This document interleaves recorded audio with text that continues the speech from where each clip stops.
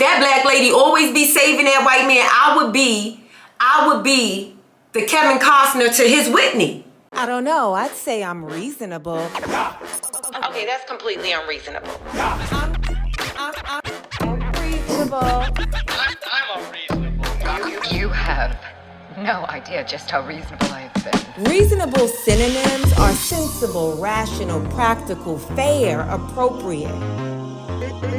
Fitting, suitable, logical. All things I would definitely say describe me. Do they describe you?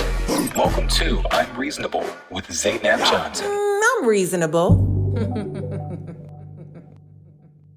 Hey everybody, welcome to another episode of I'm Reasonable with Zainab Johnson. I am Zainab Johnson and I am very much reasonable, okay? On a scale from the sunrise to the sunset, back on down to the sunset, what am I talking about? How reasonable have you guys been this week? How reasonable have you been since we last spoke? Thank you everybody who tuned into this past live, our weekend live that happens on Sundays, if and when I am able to do them. I try my best to be consistent, but you know, sometimes it ain't gonna happen. But this Sunday, I feel like we had a good time on the live. So thank you, thank you, thank you. And so many of our reasons, so many of the zins, I think that's growing on me. The zins. I think it has grown on me. So many of the zins. Maybe it's like I call everybody the reasons, and then the people who really, really true to this are the zins.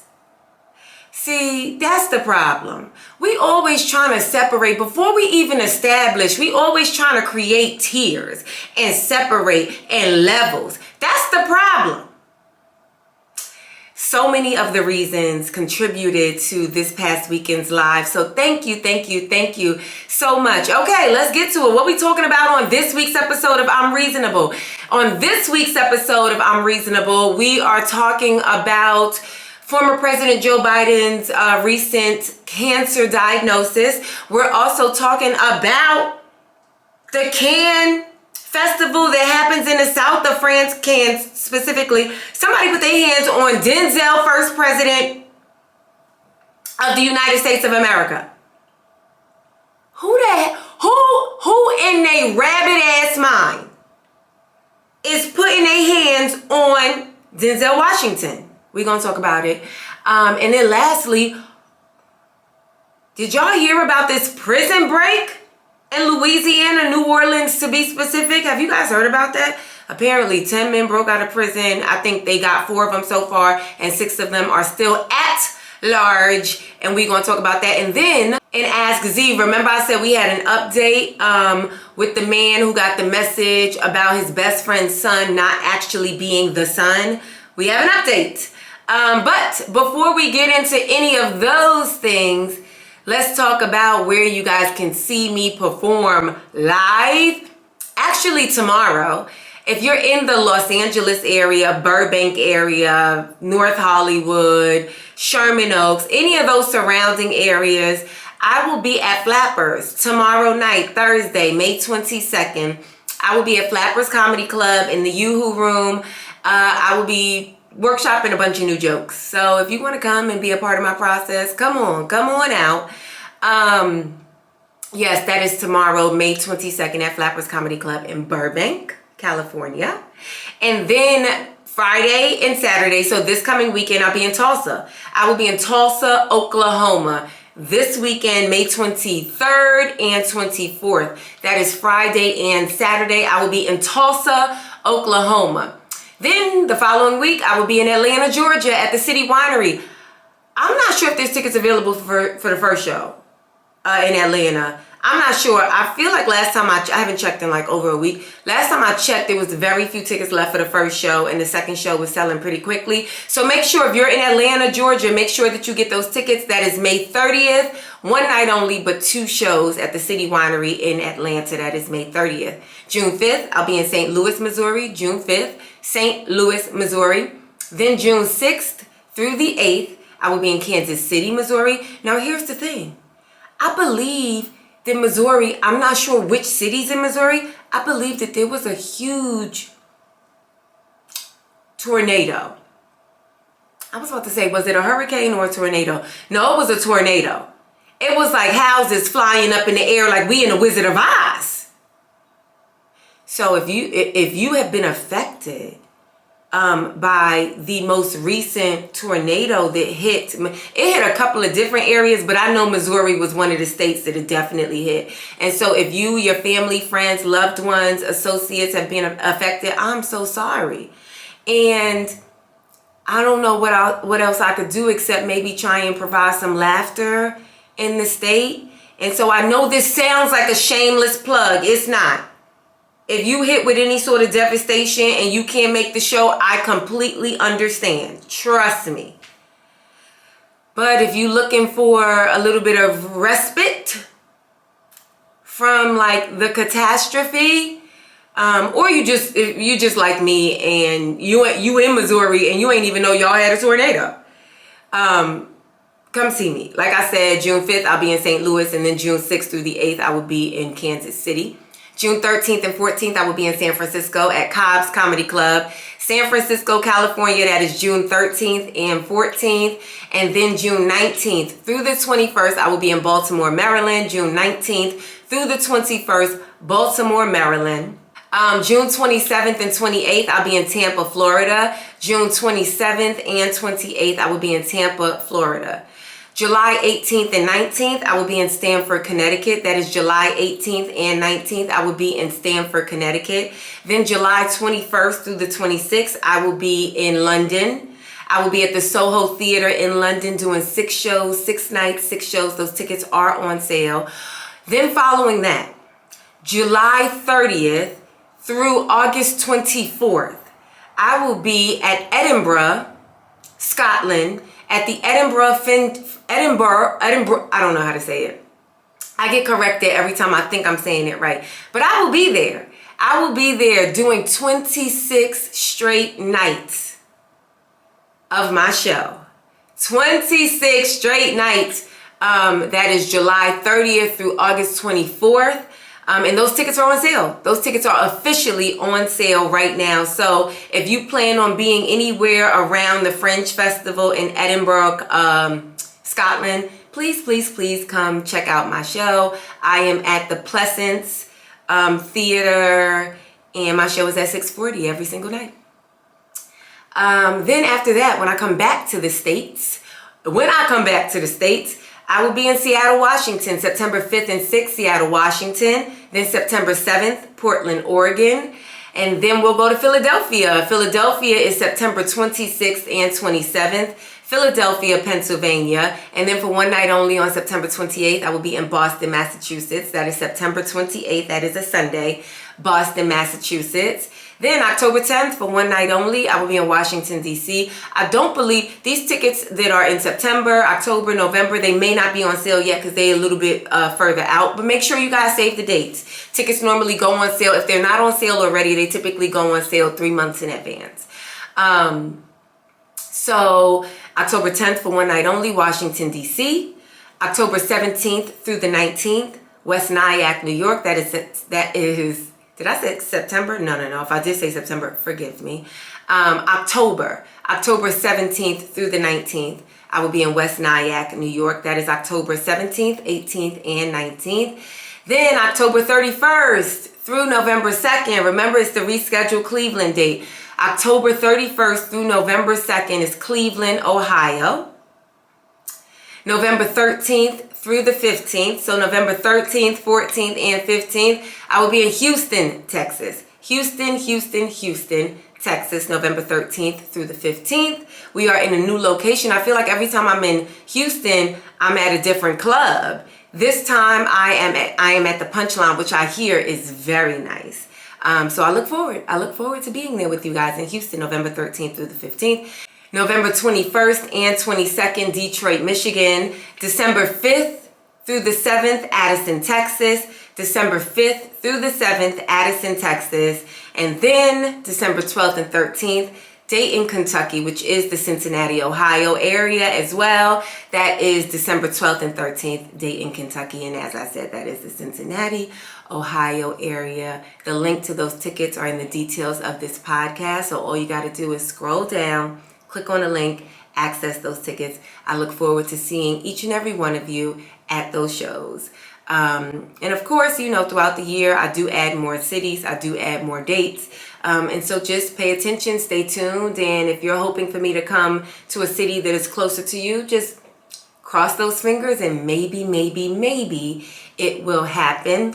If you haven't already and you've watched this podcast a couple of times and you look forward, when it pops up on your timeline, you look forward to tuning into a new episode, then make sure you hit that subscribe button.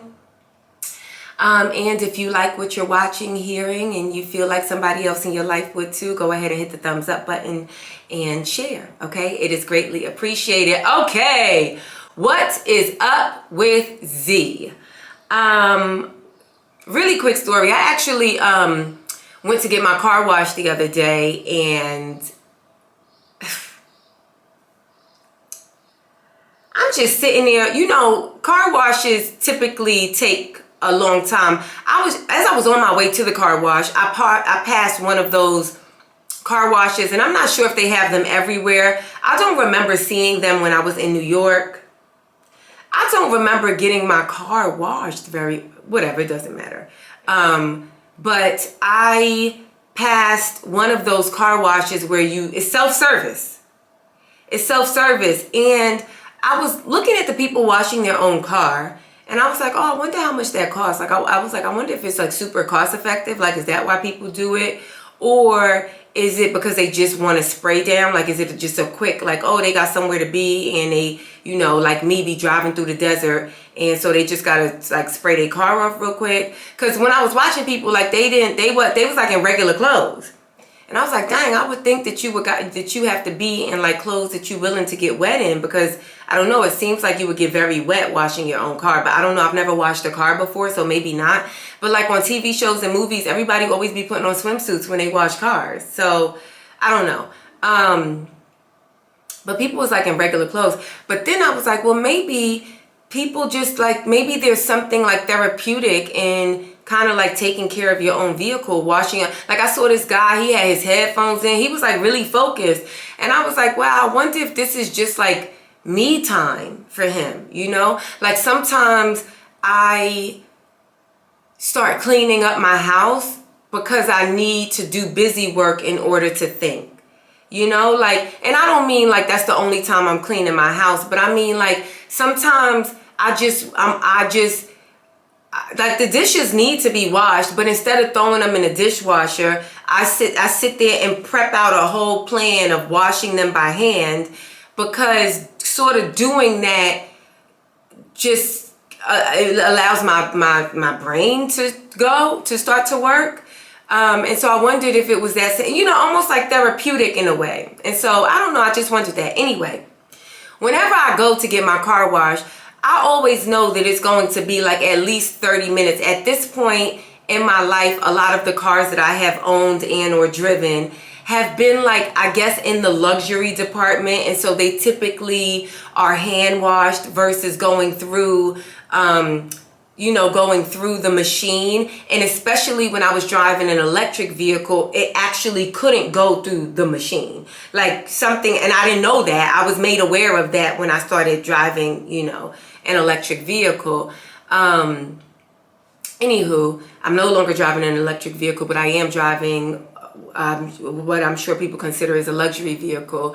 And I'm sitting there waiting for my car. It's been maybe about like 30 minutes, but I don't mind it because I'm on my phone editing like an audition tape, right?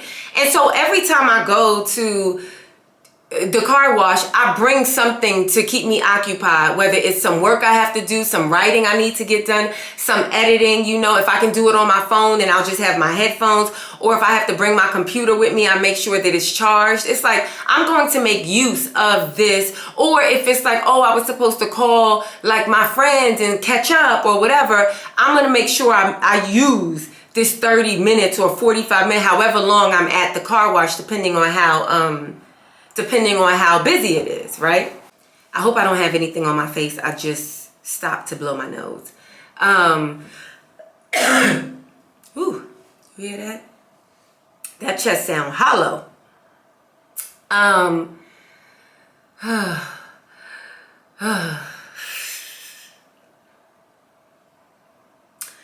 So I'm sitting there, not impatiently waiting, patiently waiting. And I don't even notice it until this man who is white appearing walks onto the car wash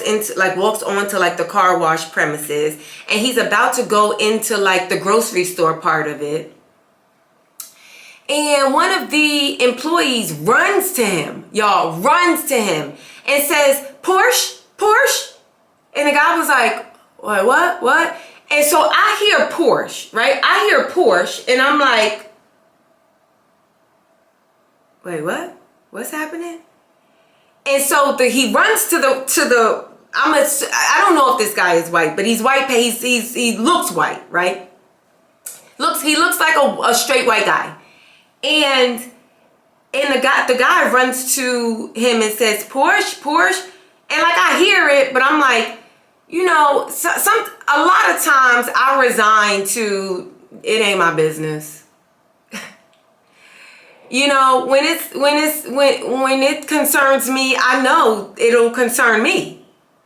So then the guy says, oh, no, right?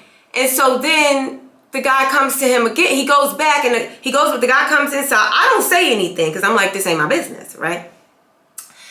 The guy knows who I gave my car to. I'll know. They'll know when it's time to give me my car. My car must not, I don't see my car out here drying. So my car must not be ready, right?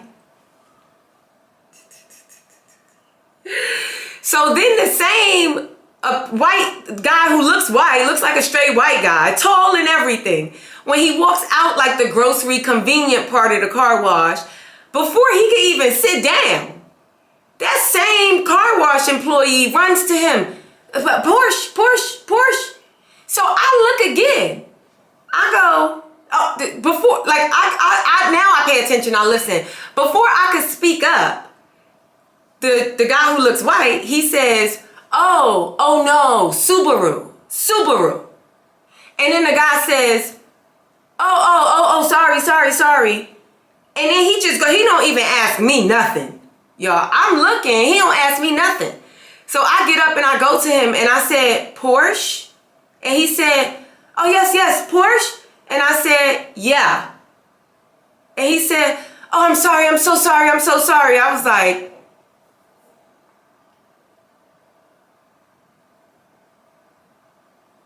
so then he walks me over to, he holding on to my keys. He protecting my car. Now he don't think he protecting my car. He think he protecting that white man's car. He got my car in the cut, out the sun, drying in some secluded place. Oh, I'm so sorry. Open the door for me. What, you know? And I was just like, and I didn't even feel I didn't feel attacked or mishandled. Nothing. This is just like the world. He felt stupid. Now, I don't know if that's going to change his behavior. I don't know if now next time he sees a non-white man, non-straight looking white man, that he going to be like, well, let me just see. Listen, the way when that white man said Subaru, I said, now that's really on par. Now this little, Latino car wash employee, I don't know what's in your mind. I don't know what narrative you have in your mind, but you don't even know how on brand it is. If ever you sitting at a car wash and there is a black woman and a white man and you got a Porsche and a Subaru and we ain't in the state of Washington, you can trust that it's probably the black lady's Porsche and that white man over there got that Subaru. Because I'm going to be honest with y'all. And this is also a racial assumption. I never seen a black person with a Subaru. I never seen that before in my life. Outside of the state of Washington. Outside of the state of Washington, I never seen a black lady with a Subaru. I never seen it. And even in the state of Washington, it was few and very far between. For every one black lady I saw with a Subaru, I saw 92,000 white people with Subarus. I never seen that before. So of course I still tipped him because he washed my car. You know what I'm saying? He washed my car. I decided I'm not gonna be like, you know, I tipped him. But I counted my tip out slow. I counted my tip out real slow. Just so he had time to think about his unreasonable assumption, his incorrect assumption.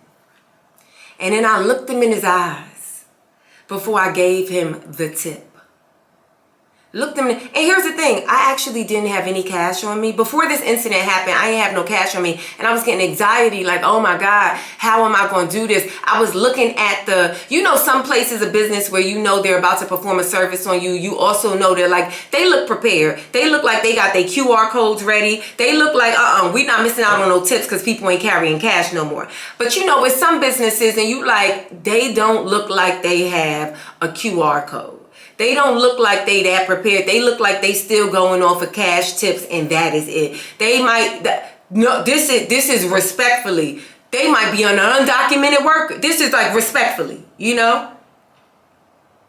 And so I was like, dang, how am I going to tip them? I don't have any cash on me. Because I had just put all the cash that I had in the gas for my Subaru. Anywho, so when I went to pay for my car wash, I asked the cashier, I was like, they have an ATM, but I'm one of them people, I walk 3 miles to the bank before I pay $22 in fees trying to take money out of a random ATM. I'm one of them people, it grinds, it really gets under my skin. ATM fees.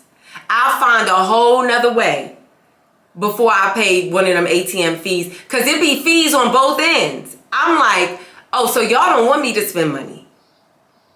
So I go to the cashier. I was like, do y'all give cash back? As I'm paying for my car wash, I was like, do y'all give cash back? And he was like, if you use an actual debit card.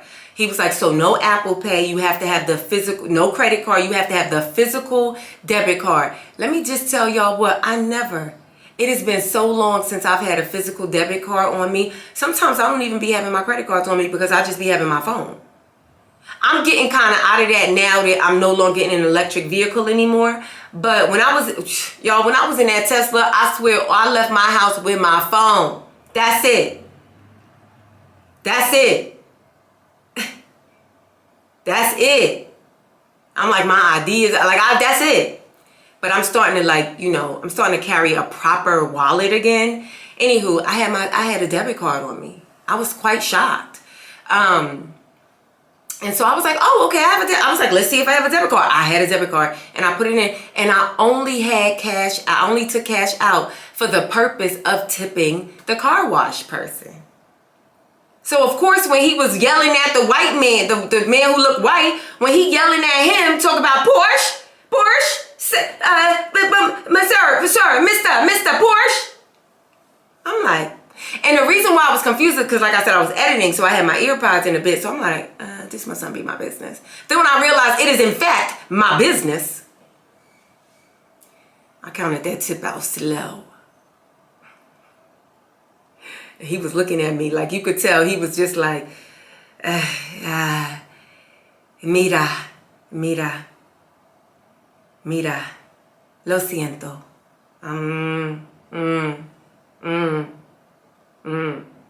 Then I handed it to him and he was like, thank you. I ain't let it go. I ain't let it go too much. I ain't let it go right away. He's like, gracias. I was like, de nada.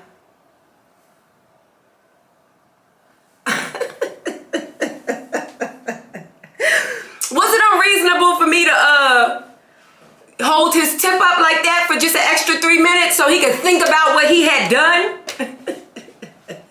I ain't gonna ask y'all if he was unreasonable, because he was. Talking about Porsche. That white man was like, Subaru? Then the white man looked at me. He kind of chuckled a little bit like, yeah, like, I'm going Outback. That's why I got the Subaru Outback. I'm sitting there, you know, dress clothes freaking tailored to a T. Sitting there like I am doing a lot of work. Like I'm away from the office getting my car washed. And there's so much happening at the office, I can't even... I'm not sitting there scrolling like this. I'm sitting there looking like I'm, you know what I'm saying? Looking like I'm doing open heart surgery on my phone.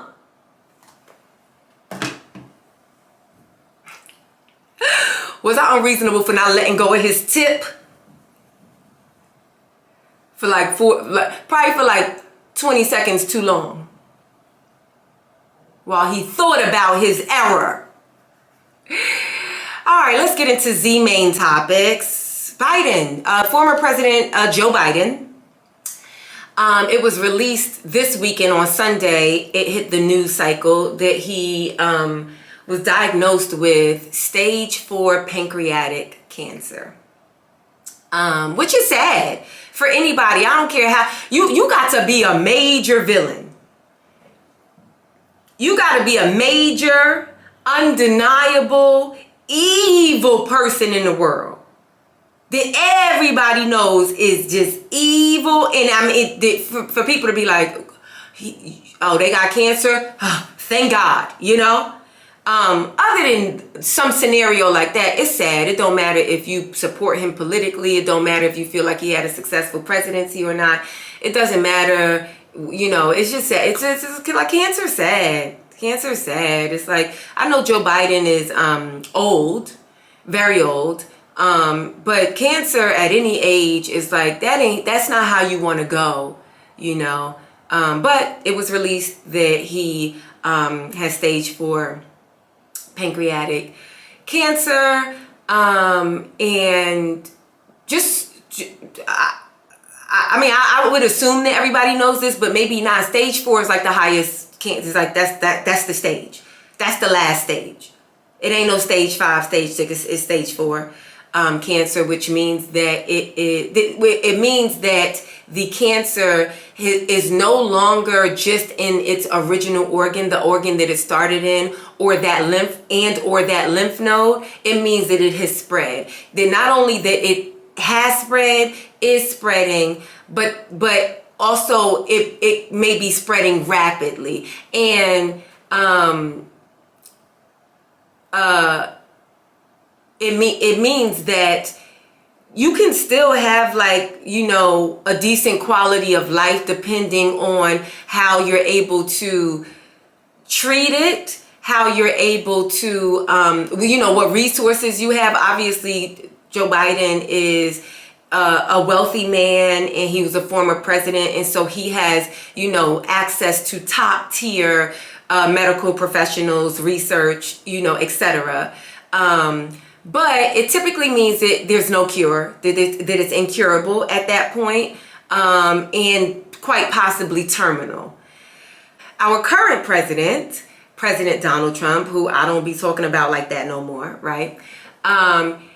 He's such a, he's a doof. He really is a doofball, because he comes out at first when the news is announced. He releases on Truth Social that that him and Melania are very sorry to hear the sad news, and that his heart goes out to both Joe and Jill, you know, giving this information. And then the next day, the very next morning, he talking about, you know, well, you know, he did a press conference and said that Joe Biden has stage 9 cancer, which doesn't exist. As I said, the highest you can go is stage 4 cancer. If you got stage 9 cancer, that means you still got cancer in heaven. That means you died, and then God sent you where you supposed to go and said, but I know it was supposed to be a reset in this afterlife, and everything that you did on this earth, now this is, you know what I'm saying, we either going to treat you real good up here, or you going to have to do what you did down there, or I don't know, depending on your faith, maybe you just in some sort of purgatory, so maybe you was just some sort of limbo in the middle, right? But wherever you going to go, you still got cancer. That's stage 9. Stage 9 said, I know you think life is over, but the cancer has not stopped. Stage 9 cancer is like, oh, you got grandkids? Your grandkids got cancer too.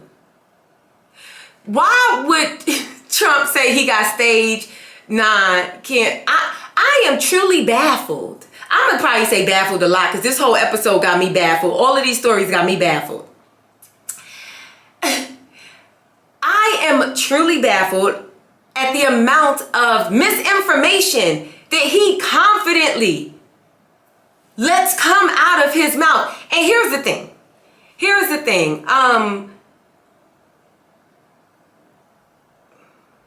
Every so often there's a bit of misinformation that comes out of my mouth. It happens to the best of us. It will continue to happen to the best of us. But we don't have a team in place. If I say something is wrong, which I always, whether it's a small deal or a really big deal, whether I care about it or don't, if it's brought to my attention, I then come the next episode and be like, y'all, I was so wrong. And this is the correct information. Why y'all didn't tell me? Oh, y'all couldn't tell me because this ain't no live episode, right? But y'all was in the comments talking about Zainab. No, you got that all wrong. But I ain't the president of the United States. He is the president of the United States. How you going to do a press conference? Ain't nobody catch you at the airport like how TMZ be catching celebrities. Ain't nobody stop you like, oh, Mr. President, I know you about to get on Air Force One. I know you about to get on that plane that the Qatar people promised you. I know you about to get on that illegal plane that completely violates everything in the Constitution. I know you about to do that. But before you get on that plane, the president before you was just announced that he got cancer. How you feel about that? Oh, you heard it was stage 9? I didn't even know that existed. Oh yeah, you know without a shadow of a doubt. And how about these people around you that is employed? They only job is to make sure what comes out of your mouth is correct. What about them? Well, how do they feel? Oh, they also too said it's stage 9 cancer?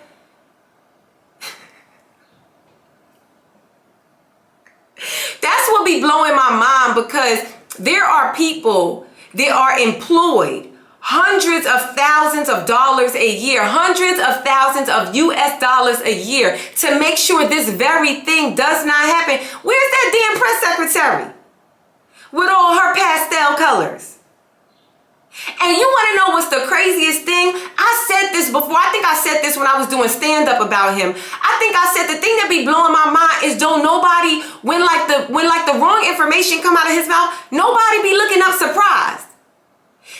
There have been so many times where I have been somewhere and somebody say something that sound wild and crazy or incorrect to me, and I be like,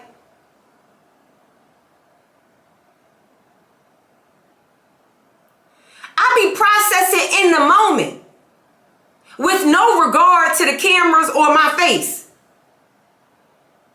So when he said it's stage 9, and he probably had it. So this means, because he went from the condolences of the cancer to now making this a political thing that services him. I told you guys he wasn't. I told you guys, old Sleepy Joe was in fact sleepy and clearly, cancer infected. But I'm out here passing my tests. Passing my cognitive test with flying colors, like they turn it into like a partisan issue. How is cancer a partisan issue? We're gonna talk about it later. It is a partisan issue, but you know what I'm saying? He always turn it into that's why I'm so good. I'm the best of the best because I don't have stage. I don't have. They tried. They said, does Donald J. Does he have stage 100? No cancer can ever get me. When he said stage 9, the fact that nobody else that was on the camera was like, wait, what? The fact that no journalist was like, President, respectfully, because I know you probably gonna kick me out after this. I know you probably gonna remove my my access badge, my badge that accesses me to ask you questions. I know that's probably gonna but just so you know, I don't believe that you can have stage 9 cancer. Now, what you can have, I think I'm sure this is what happened. The people who are supposed to brief him said that Joe Biden's pancreatic cancer was a level 9 or a stage 9 in the Gleason scaling system, which is a scaling system that only applies, I believe, only applies to pancreatic cancer. And it basically is dictating the speed in which the cancer is spreading. And so that goes, the highest number is 10. And so if it is 9, if Biden is already stage 9 in the Gleason scale, then that means, in the highest you could go is 10, that means it's spreading pretty quickly. But the fact that nobody was like, this is what you're supposed to do when that happens. Yeah, so it's stage 9 and I got, one second, respectfully, Mr. President. They supposed to cover the mic. Respectfully, Mr. President. Respectfully, Mr. President. But stage 9 is the Gleason scaling for pancreatic cancer, and he has stage 4. His pancreas is a stage 4, but on the Gleason scale, it's stage 9, meaning that they don't have a cure from it, and it's spreading real fast. Okay, respectfully. Okay. And then you let the president get back to his. It just, every time I see a blunder like this, which I know he don't care about, the people who support him don't care about, I'm sure the American people care about it, but what can we do? What can we do? Listen, I'm in Martha's Vineyard with the Forever Cast, okay? Laying on the beach in the summer. Because as I said, black women, we supposed to be on vacation from this whole political debacle.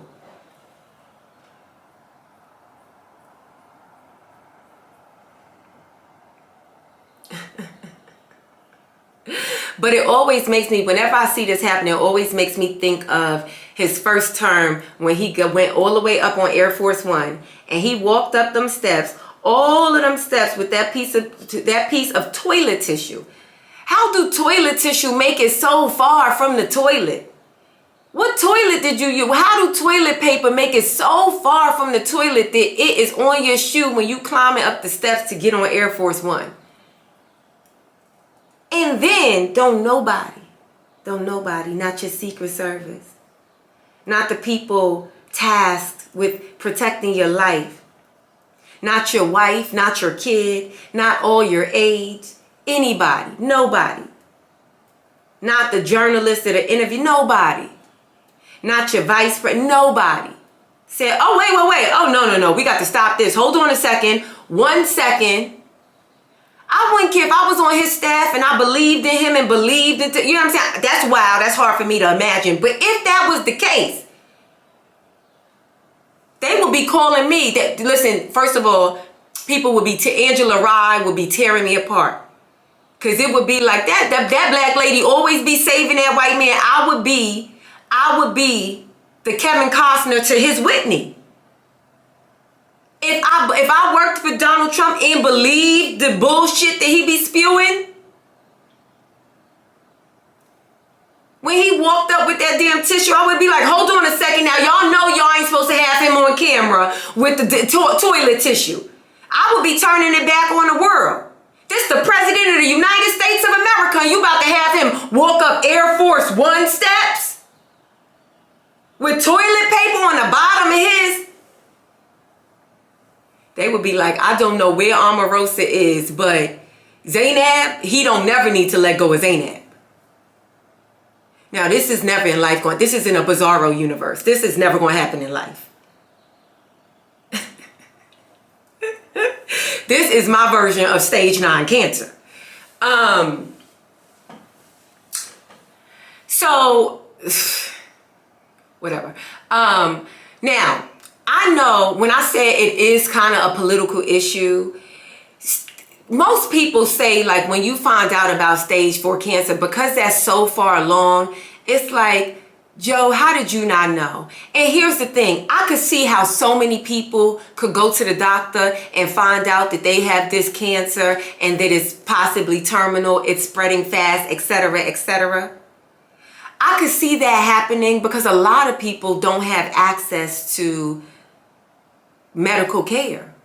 a lot of people only go to the doctor when something is wrong. And so in a lot of these news reports, they point out that Joe Biden was having these symptoms, and so he went to the doctor. But he is a person that, one, not only is he older and therefore needing medical attention probably more often than maybe someone in my position, right? Just or forget me, maybe they more than he did 40 years ago, 40, 50 years ago. But also just in the position just that he just held a little over 100 days ago. They're testing you because the world, the American people, your constituents, your, people in your party were having all of these concerns. Not having to do with cancer, having to do with your ability to, your cognitive ability to do the job that you really adamantly want to keep signing up for. And so you're being tested and tested and tested. And so it is quite hard to believe, although a lot of people who love President Joe Biden and have respect for President Joe Biden and do not want to sully his legacy, because his legacy, quote unquote, is already on the line. Like, people are saying, like, is he the president that did not want to leave? Is he the president that put the Democratic Party in shambles? Is that his legacy? People who don't want to contribute to that narrative are like, well, I mean, he said that he found out Friday when he went to the doctor. But it's a hard lift, because him having the access that he has, the resources that he has. So this pancreatic cancer, it just showed up. And it showed up so aggressively and it's showing so fast that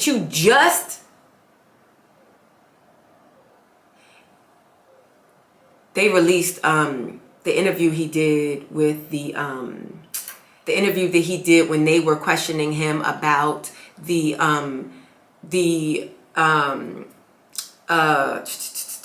documents, the documents that he was not supposed to take home.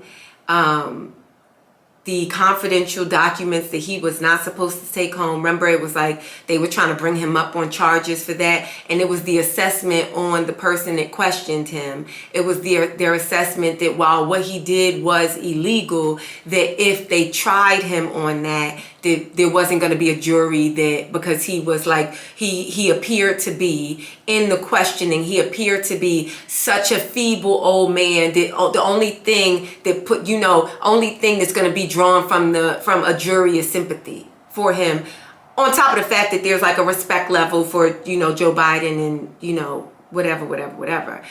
I would have loved to listen to that, the tape that was leaked. It was a question, they questioned him for, they said 2 hours over a course of 2 days, but when I clicked on the video, it said 5 hours. I just couldn't do that for y'all. I'm so sorry. And I thought, is this unreasonable for me to not listen? And then I thought, no, the most reasonable thing I can do is come to you guys with the truth and say that I didn't have five hours in my life to give to that. I just did not.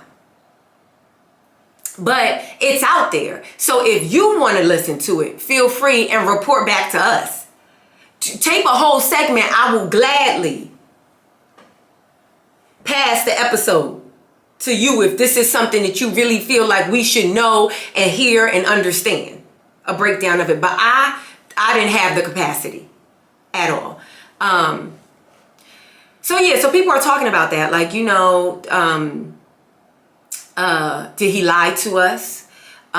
Were we right all along, meaning the American people and the people who chose to vote Democratic, the people who feel like they are lifelong Democrats, or people who felt like, okay, well, I get to the vote only counts for 2 people, and I'm going to choose this party because it seems like it does less harm than this party.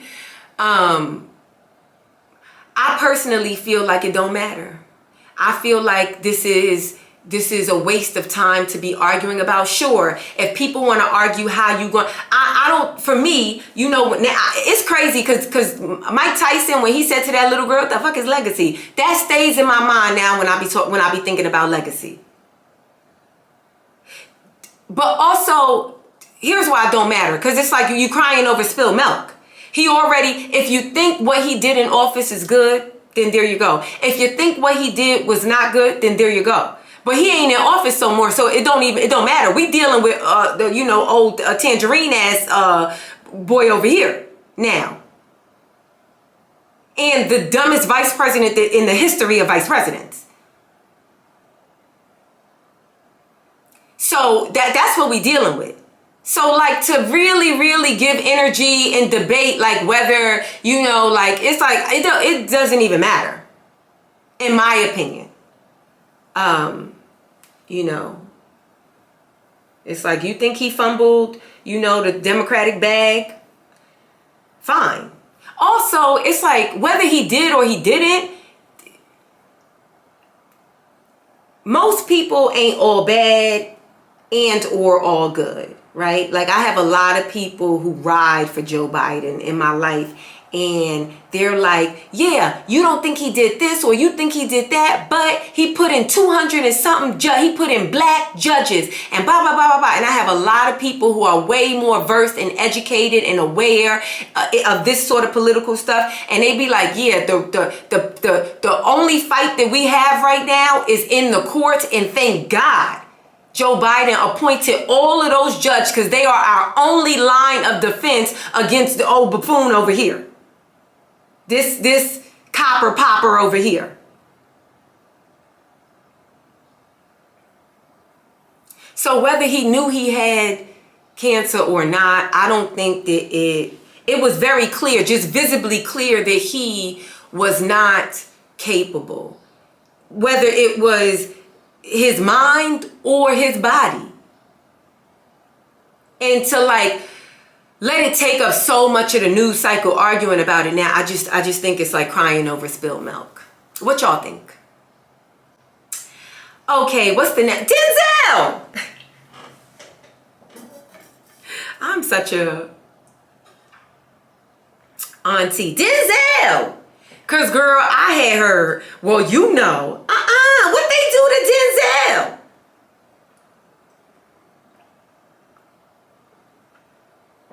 Not my Denzel. So Denzel Washington attended the Cannes Film Festival. He premiered his film. He has a new film coming out with this, directed by Spike Lee. We always love to see Spike Lee and Denzel Washington together, right? They gave us Malcolm X. They gave us Inside Man. We love them. Like we love that collaboration. I'm saying we, but I think it is we. We love a Spike Lee and Denzel collaboration is like a Ryan Coogler, Michael B. Jordan collaboration. You get what I'm saying? It's probably gonna be tea. What the young girls say, it's probably gonna be tea. Young girls always gotta be sexy. It's so funny because young girls always be like, it's tea, body tea, and it's tea, outfit tea, and it's like.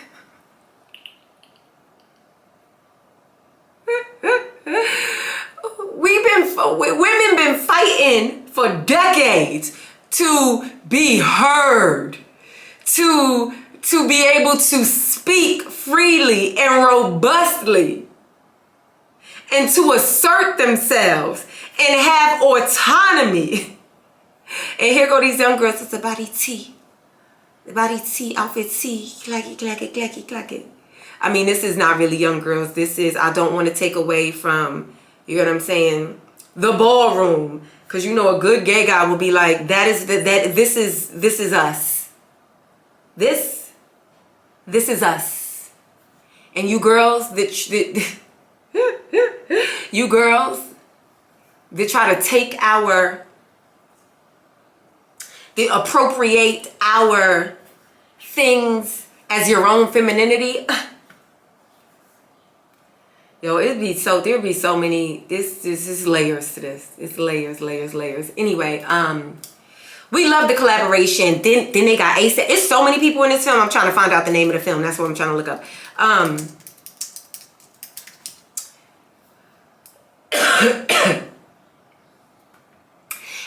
The film is called Highest to Lowest. I watched one trailer and I saw the trailer on TikTok, and I stopped the trailer on TikTok. I immediately went to YouTube and was like, I got to see this whole trailer. What? It's called Highest to Lowest. It's about a music mogul who faces a life and death moral dilemma when he gets caught up in a ransom plot. It not only stars Denzel Washington and is directed by Spike Lee. It stars A$AP Rocky. It got Jeffrey Wright.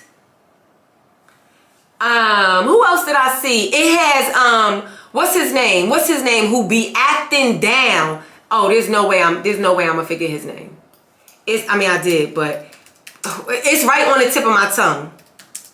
Oh my, Winston. See, I ain't even have to look. I do not even have to look. Winston. Shucks. What's it? I didn't get that name right. What is it?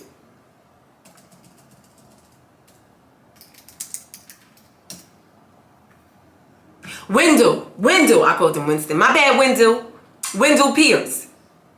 Who be acting down. It got so many people in it. Anywho, so it premiered at Cannes this past weekend, and the Cannes Film Festival. And here, let's just watch a little bit of the red carpet. Alors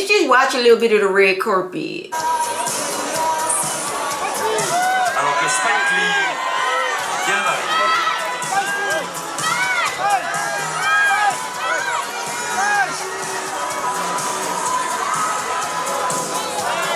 Denzel. Spike Lee said, I know I'm in the south of France, but Knicks in 6. Spike Lee said, I know I'm not in the United States right now, and there's not a basketball player amongst us. However, my Knicks, they in the playoffs, baby. My Knicks, my New York Knickerbockers are in the playoffs. Spike Lee out here looking like he got on a zoot suit. The fact that Spike Lee is all of 5'2" and be getting his suits in Akeem Olajuwon sizes is hilarious. Spike Lee looked like he about to redo the scene in Malcolm X when Detroit Red and his friend was walking when they had just got them fresh perms and them suits, and they was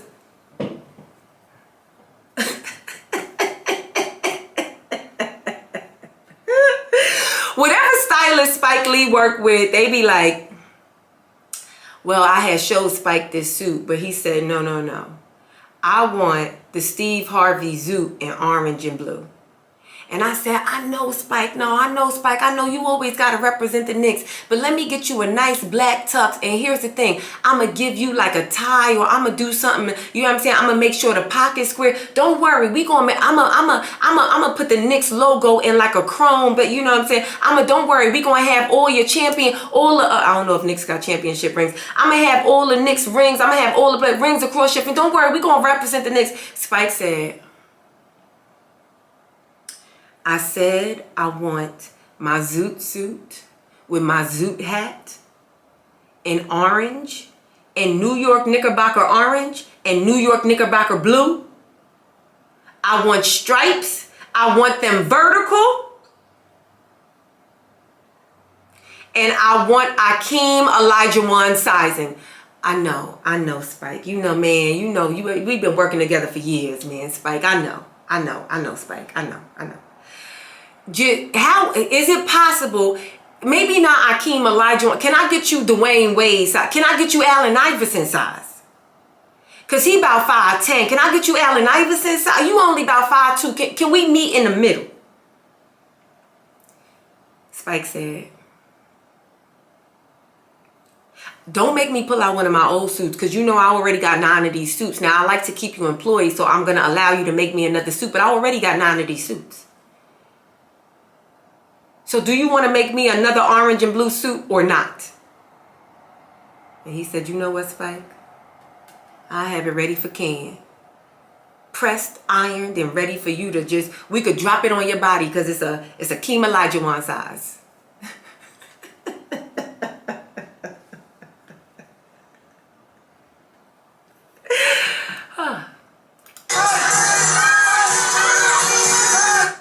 Respectfully, because I love Spike Lee. Not only do I love Spike Lee, but let me tell you who I love more. His sister, Joy Lee. And let me tell you what, if it was up to my mother, if it was up to my beautiful, lovely Umi, growing up as a kid, I would have only seen Spike Lee joints. If it was up to her, I'll never forget me trying to watch TGI Friday. As a kid, an episode of Full House, my mother came in and said, if you don't turn that white shit off and put on a Spike Lee joint. So if you wonder why I seen Crooklyn or Do the Right Thing 92 times,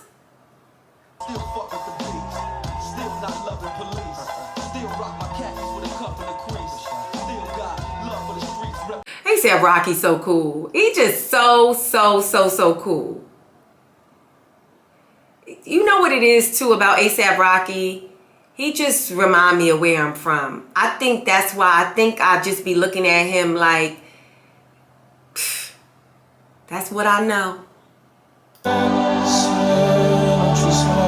citera bien sûr Remetteur Blues de Spike Lee, Glory d'Edward Smith, Denzel Washington, réalisateur c'est Antoine Fisher par exemple.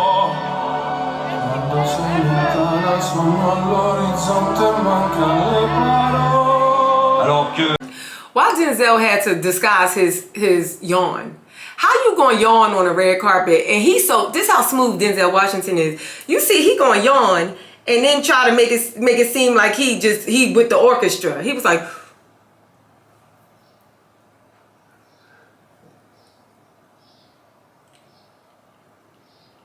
and not that Denzel, I mean, now let's put some respect on his name.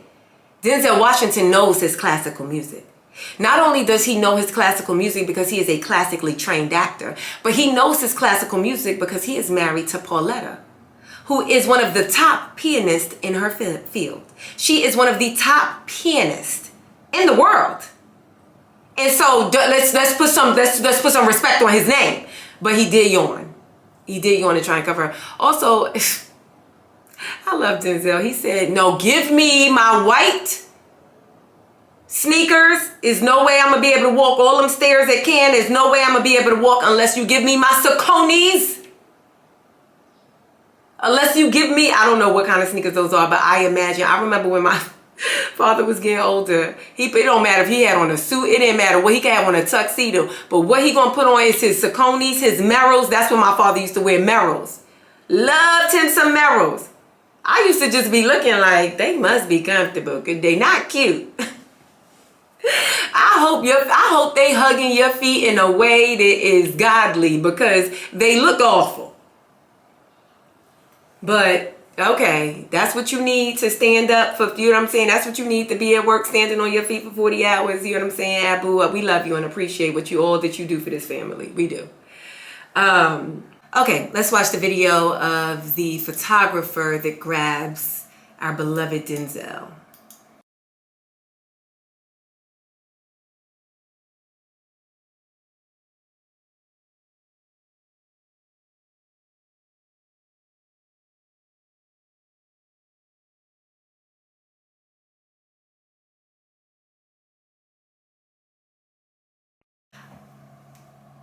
I'm baffled because I think what happened, and I was doing a bit of lip reading, and I think that I'm correct. And maybe that photographer does not speak English. As I'm not sure because I can't tell because I'm doing this right now, but I'm not sure if in editing I'm going to cut the audio just so that the video is not affected on YouTube by me having the audio. But if for some reason you guys don't get to hear the audio in the video, you'll hear that when they're announcing everybody on the red carpet, it's all in French. The only thing that you're hearing that is in English is their actual names.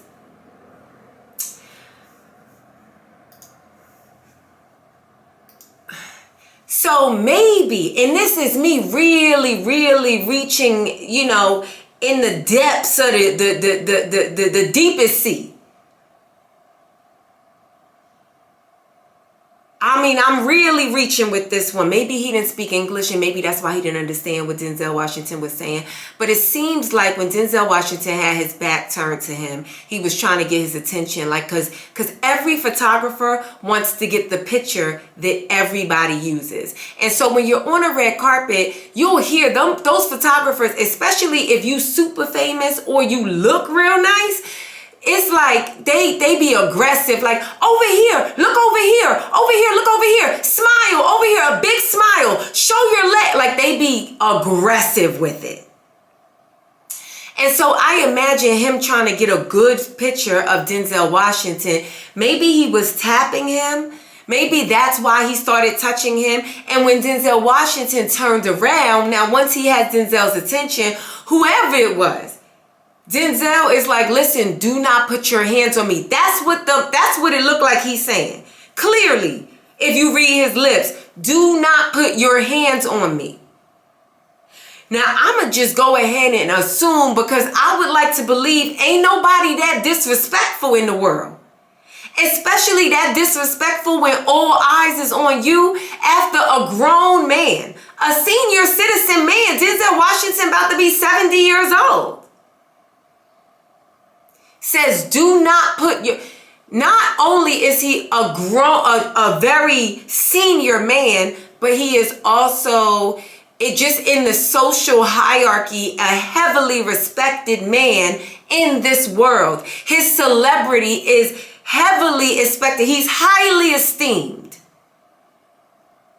If that person says if any person says do not touch me, but if that person says do not touch me, and you not law enforcement and they not committing a crime,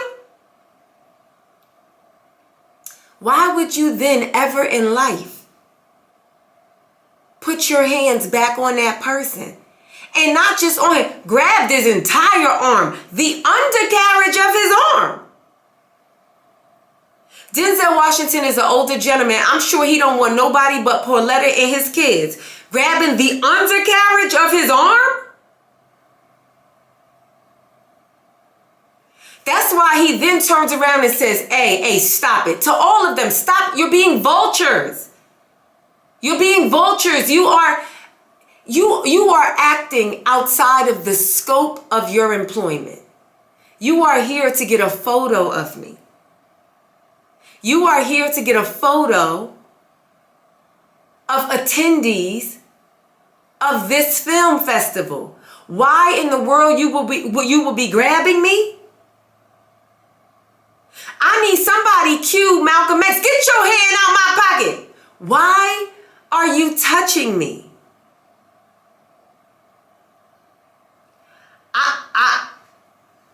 It's like he probably an independent contractor. And here's the thing, I don't want to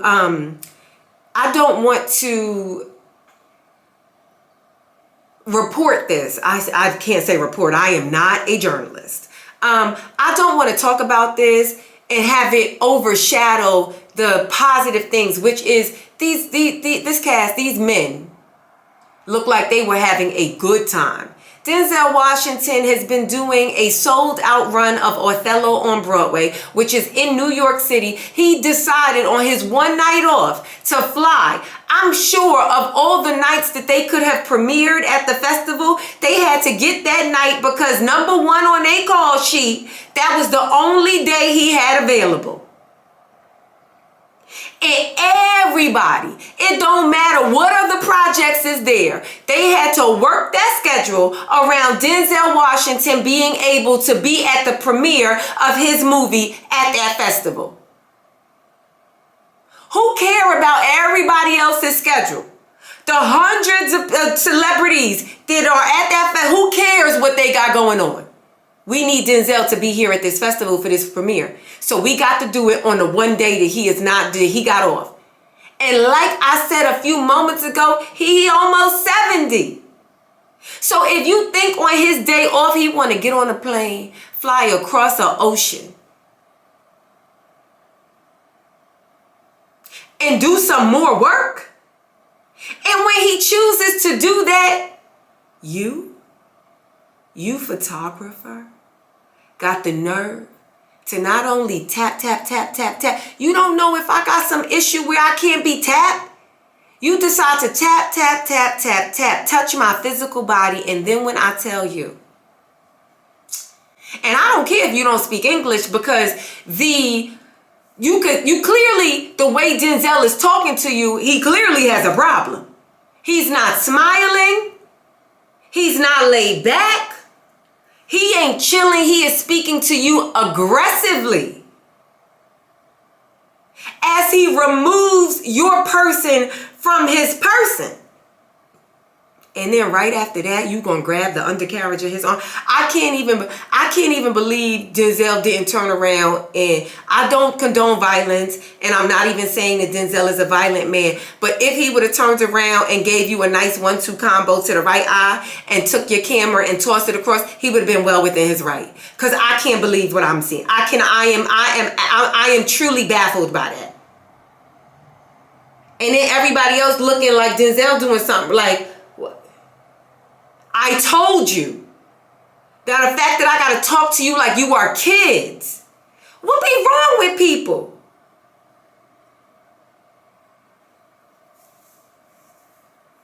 The only way it's okay for that man, that photographer, to grab Denzel the way he did, even if he never said stop, the only reason why that would be okay, where I'd be like, oh, okay.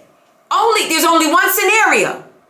If Denzel said, do not touch me, and then he went to go walk and continue, and the guy grabbed him back and said, Denzel, I got to tell you, it's a bomb.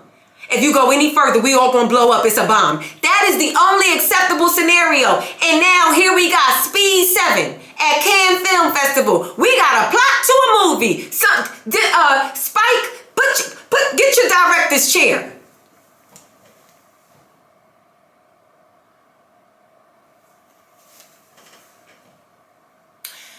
I don't want that drama to overshadow the very wonderful experience that Denzel seemed to have while he was there for less than 24 hours and got right back on that plane to do that Broadway play. He was actually honored with the Palme d'Or, which is an award at the Cannes Film Festival. It's like one of their highest awards. It is given to like the best director of the year or something like that, but they gave him an honorary one to honor his illustrious career. And so, yeah. Okay, last story. What y'all think? What y'all would have did if that photographer would have, if y'all was Denzel Washington and that photographer grabbed the undercarriage of your arm? Under here. Grabbed them. I can't believe it. I can't believe it. If I ever see Denzel, I'm going to be like, no, if it's too far away, I'm not going to bring up old stuff. But if I see him tomorrow, I'm going to be like, well, damn, I'm going to have to be in New York. If I see Denzel in like the next coming weeks, I'm going to be like, what was you thinking? First, I'm going to be like, oh my God. You know, like I'm going to say all the good stuff. And then I'm going to be like, listen, I got to go. I'm going to do my podcast this week, and I'm going to have to tell my reasons that I met you again. And they gonna be like, girl, did you ask him what he was thinking when that photographer grabbed him? So I gotta ask you, what was you thinking? And if Denzel be like, all right now, good. Then I'll report back to y'all with the truth. Like, he ain't tell me y'all, but I asked. I got to know.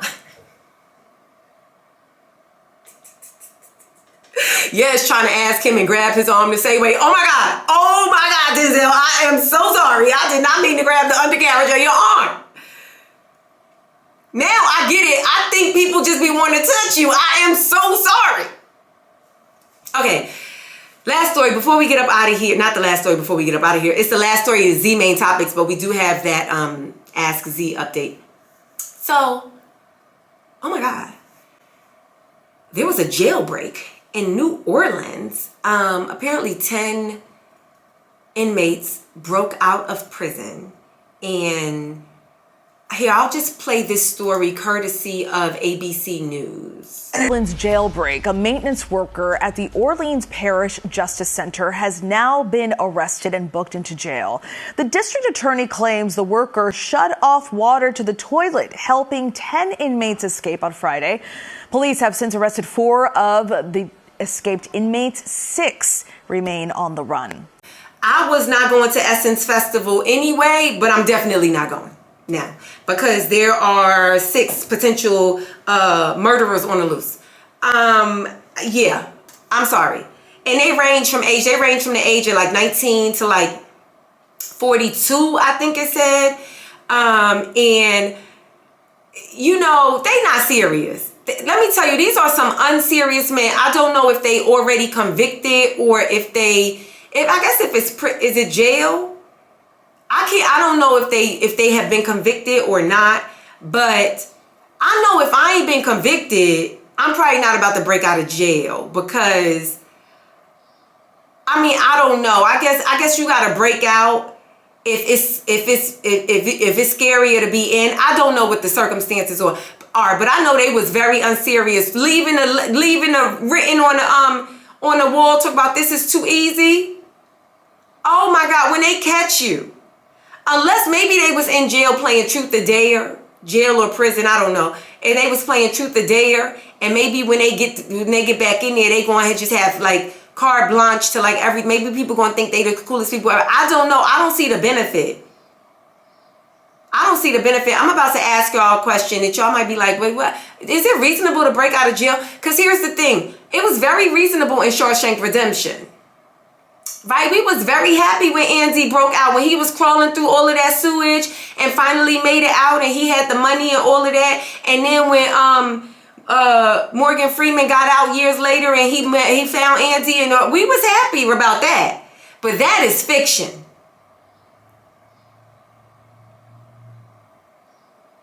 That would be a good movie idea, right? If the plot is like 10 alleged criminals break out of prison. In a movie, you got to just make them criminals. You got to make them dangerous. Some of them, right? 10 prisoners. We'll call them prisoners. That doesn't say whether they bad or good. 10 prisoners break out of prison. And the public and law enforcement in New Orleans and law enforcement has to contain it before the biggest festival of the year comes. And then they won't be able to find them, and then it's like, and then it's like it's like Prison Break meets Girls Trip.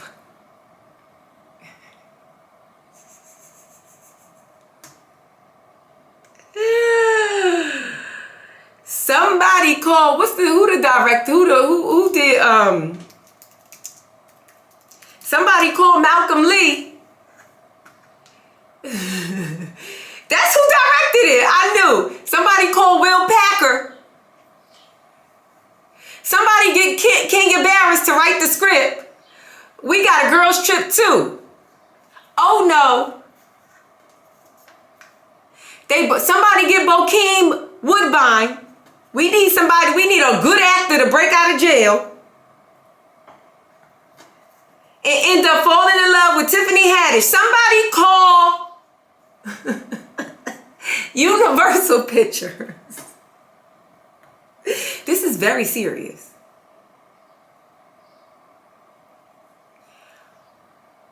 If you ain't even convicted yet, it don't make sense to break out of jail, in my opinion.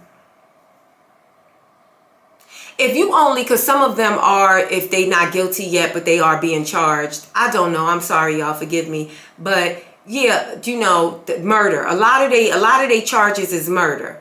But there's like 1 or 2 of them that they just got domestic. Not that that's just, but I'm just saying in terms of the amount of time that you'll get, even if you are convicted for domestic assault. No, you don't break out of jail for that. You stay in jail, you read you some books, you spend time in the prison library, you get educated, and you come out and you try to be a better person, because life could be way longer than what you...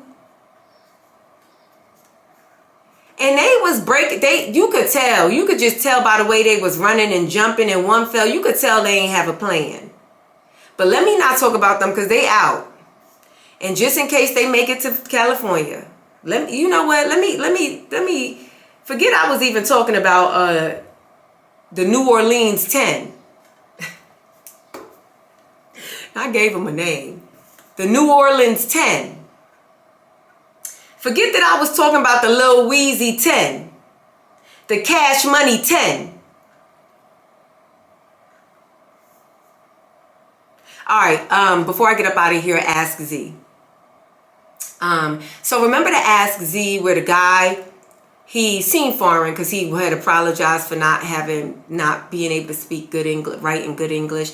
But he had sent in a letter a couple of weeks ago. He had sent in an Ask Z a couple of weeks ago that was like, hey, I got a message. I think it was a message.